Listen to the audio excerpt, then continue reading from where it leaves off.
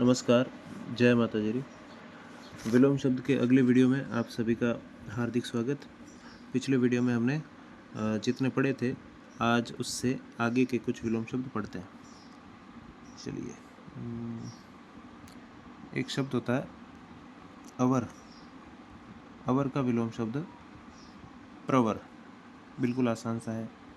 एक शब्द होता है अल्पसंख्यक। अल्पसंख्यक का होगा बहुसंख्यक। अल्पसंख्यक यानी जो संख्या में अल्प हो, कम हो, और बहुसंख्यक यानी जो संख्या में ज़्यादा हो, बहुत ही ज़्यादा हो, उनको कहते हैं बहुसंख्यक। अल्पसंख्यक और बहुसंख्यक के बाद एक शब्द आपके होता है अनुग्रह। अनुग्रह के एक से ज़्यादा विलोम शब्द होते हैं। एक तो होता है इसका विग्रह, एक होता है इसका दंड। जैसे अनुग्रह का अर्थ दया होता है और दंड यानी सजा होता है। और इसके अलावा कोप। कोप का अर्थ भी वही होता है, कहर बरसाना, गुस्सा करना। तो अनुग्रह का विग्रह, दंड और कोप। इसके बाद अदोष। अदोष का होता है सदोष। अदोष यानी दोष के बिना। जहाँ पर अ का प्रयोग हो, किसी शब्द से पहले अ लगा दे, तो उसका ज़्यादातर अर्थ होता है के बिना। और स का अर्थ होता है के साथ, जैसे सपरिवार यानी परिवार के साथ। अब इसके बाद में असली। असली का विलोम शब्द सबको पता ही है, नकली।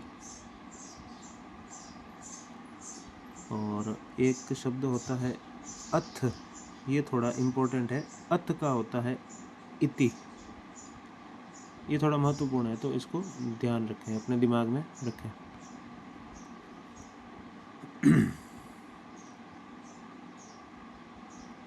अथ और इति के बाद अंधकार का प्रकाश होता है, खैर सबको पता है। अच्छा, एक शब्द है आदित्य का। आदित्य का विलोम शब्द होगा उपत्यका। एक का अर्थ होता है पहाड़ के ऊपर की भूमि, एक का अर्थ होता है पहाड़ के नीचे की जो घाटी होती है वो भूमि। अब यहाँ पर सच बताऊँ तो मुझे कन्फ्यूज़न है कि ऊपर की भूमि को आदित्य का कहते हैं या उपत्यका कहते हैं। वैसे आदित्य का ही कहते हैं, ज़्यादा चांसेस इसी के हैं, लेकिन मैं कंफर्म नहीं कह रहा क्योंकि मैंने अभी इसको नहीं पढ़ा हाल फिलहाल में, तो मुझे पता नहीं है। लेकिन पहाड़ के ऊपर की भूमि और पहाड़ के नीचे घाटी भूमि को आदित्य का और उपत्यका कहा जाता है। और हाँ, ज़्यादा चांसेस वही है, ये ऊपर की भूमि है, ये उपत्यका, ये है घाटी, नीचे की भूमि। आदित्य का ऊपर की भूमि, उपत्यका नीचे की भूमि।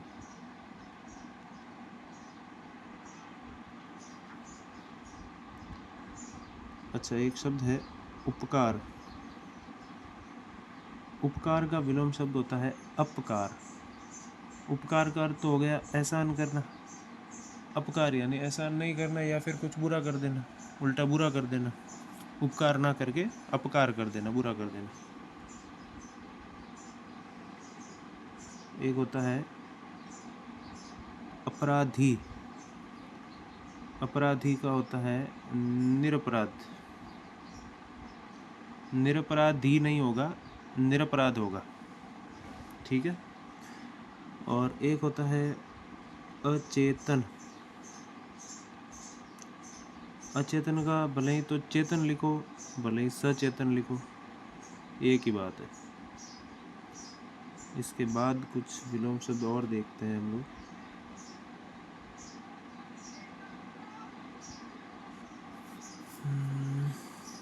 एक शब्द होता है अचल। अचल यानी जो चलायमान ना हो, और पर्वत को भी अचल बोलते हैं। जो चलायमान ना हो, जो टिका हुआ हो, वो अचल। इसका विलोम शब्द होता है चल। यानी कि जो चलायमान है, जो चलता हो, मूवमेंट करता हो, वो चल है। जो मूवमेंट ना करता वो अचल है। एक शब्द होता है अधीर। अधीर। अधीर यानी जिसमें धैर्य ना हो, बिल्कुल भी, अपने मारवाड़ी में कहते हैं नेचा ना हो।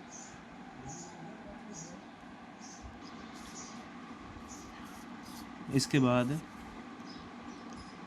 अज्ञान का ज्ञान,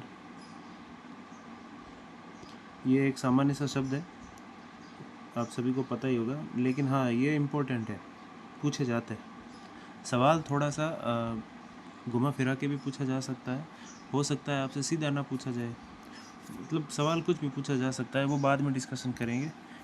एक बार पढ़ लेते हैं। एक शब्द होता है अधिक। अधिक का सामान्यतः विलोम शब्द होता है कम। एक और शब्द होता है न्यून। गणित में हम पढ़ते थे अधिक कोण और न्यून कोण एक दूसरे के विपरीत होते थे। एक शब्द है अपचय। इसका विलोम शब्द उपचय।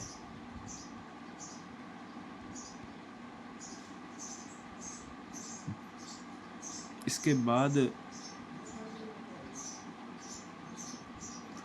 एक शब्द है अंदरूनी। अंदरूनी, अंदरूनी यानी आंतरिक, अंदर का, और इसका विलोम शब्द होगा बाहरी। और एक ये शब्द होता है अवश्य। अवश्य यानी पक्का, ज़रूर। तो अवश्य शब्द जब हम बोलते हैं तब हमें ऐसा महसूस होता है कि कोई कार्य अवश्य होगा, ज़रूर होगा, मतलब ये क्या बोलते हैं उसको, स्पष्ट तौर पर वह कार्य होगा ही होगा, इसमें कोई संशय नहीं। इसका विलोम शब्द होता है संभवतः, यानी कि हो सकता है, आशंका है, उम्मीद है, दृढ़ता नहीं है। यहाँ पर दृढ़ता है, यहाँ पर दृढ़ता नहीं है। अवश्य का संभवतः।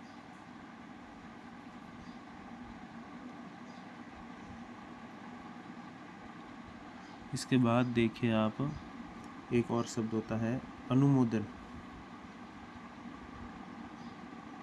अनुमोदन, अनुमोदन का होता है विरोध।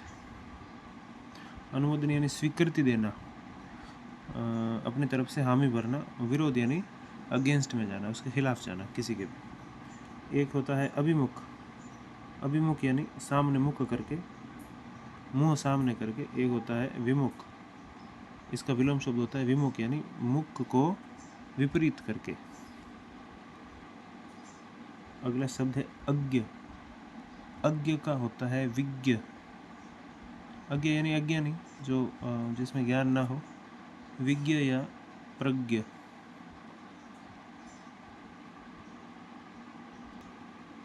इसके बाद अचेत। अचेत का सचेत या चेतन भी हो सकता है। ये जो लिखा रहा हूँ वो सही है, अगर कन्फ्यूजन होना कि पहले इसको पढ़ा था वापस कैसे, तो सही है, जो भी है वो सही है। जैसे मान लो चेतन पढ़ा था, अचेतन का पढ़ा था, अचेतन का भी चेतन होता है, अचेत का भी चेतन होता है, सही है दोनों ही। अब एक शब्द है अंतर्गत। एक तरफ अंतर्गत है तो एक तरफ, दूसरी तरफ बहिर्गत हो जाएगा, अंतर्गत का बहिर्गत। इसके बाद देखिए आप अघ। अघ यानी पाप, और अनघ, अनघ यानी बिना पाप के, निष्पाप। ठीक है, कुछ शब्द और पढ़ लेते हैं फिर वीडियो ख़त्म कर देते हैं। अगला शब्द है अतल। अ की जगह वी आ जाएगा, अतल का वितल। एक और शब्द होता है अवतल। विज्ञान में हम पढ़ते थे अवतल लेंस और उत्तल लेंस, तो अवतल का विलोम शब्द होता है उत्तल। इन दोनों में से एक का अर्थ होता है धसा हुआ, दूसरे का अर्थ होता है उभरा हुआ। ठीक है, अब अगला शब्द देखिए अघोष। ये अपने हिंदी वर्णमाला में होते हैं अघोष और घोष व्यंजन, जो भी है स्वर व्यंजन। अघोष का सघोष, या फिर घोष भी बोलते हैं इसे, भले ही सघोष बोलिए भले ही घोष बोलिए। अब ये जैसे मान लो कि ऑप्शन में स घोष दे ही ना, तो फिर घोष लिखना पड़ता है। एक शब्द और देख लेते हैं, फिर वीडियो को ख़त्म करते हैं।